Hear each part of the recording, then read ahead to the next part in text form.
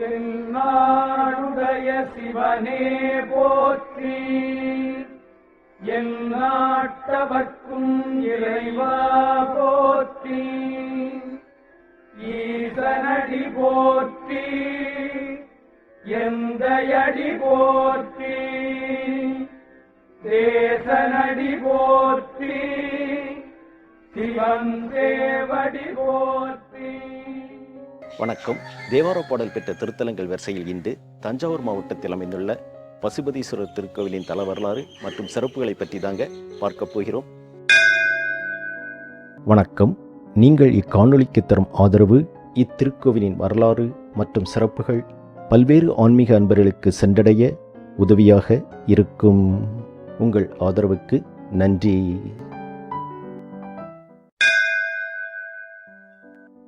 திருஞான சம்பந்தரால் தேவார பாடல் பெற்ற இத்தலம் தஞ்சாவூரிலிருந்து சுமார் 15 கிலோமீட்டர் தொலைவில் பசுபதி கோவில் என்னும் கிராமத்தில் அமைந்துள்ளது. காவிரியாற்றின் தென்கரையில் அமைந்துள்ள தேவார பாடல் பெற்ற தலங்களில் இது 16வது தலமாகும். கோபுர தரிசனம் கண்டு கோவிலுக்குள் சென்றால் கருவறையில் பசுபதீஸ்வரராக இறைவன் பக்தர்களுக்கு அருள்பாலிக்கின்றார். மேலும் சௌந்தரநாயகி அம்மனுக்கும் தனி சன்னதி காணப்படுகிறது. கருவறையின் முன்மண்டபத்தில் நால்வர், கணபதி மற்றும் நவக்கிரக சிலைகளும் காணப்படுகிறது.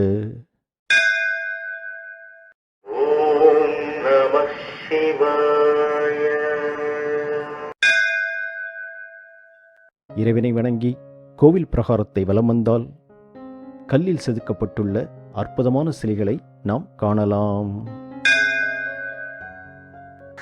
இத்திருக்கோவிலில் பல அற்புதமான சிற்பங்கள் அமைந்துள்ளது. கிட்டத்தட்ட 1 ஜான் உயரத்தில் நடராஜர் சிலை செதுக்கப்பட்டுள்ளது.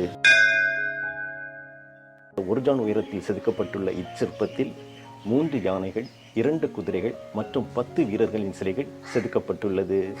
அற்புதமான சிற்பம் இது.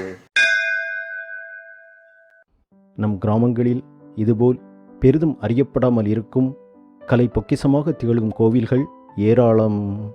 பல நூற்றாண்டுகள் இயற்கையின் சீற்றத்தையும் பல படையெடுப்புகளையும் கடந்து இன்றளவும் நிலைத்து நிற்கும் இக்கோவில்களை காத்து அடுத்த தலைமுறைகளுக்கு நம் வரலாற்றையும் பாரம்பரியத்தையும் கொண்டு போய் சேர்ப்போம். மீண்டும் ஒரு திருக்கோவில் தரிசனத்தில் சந்திப்போம். நன்றி, வணக்கம்.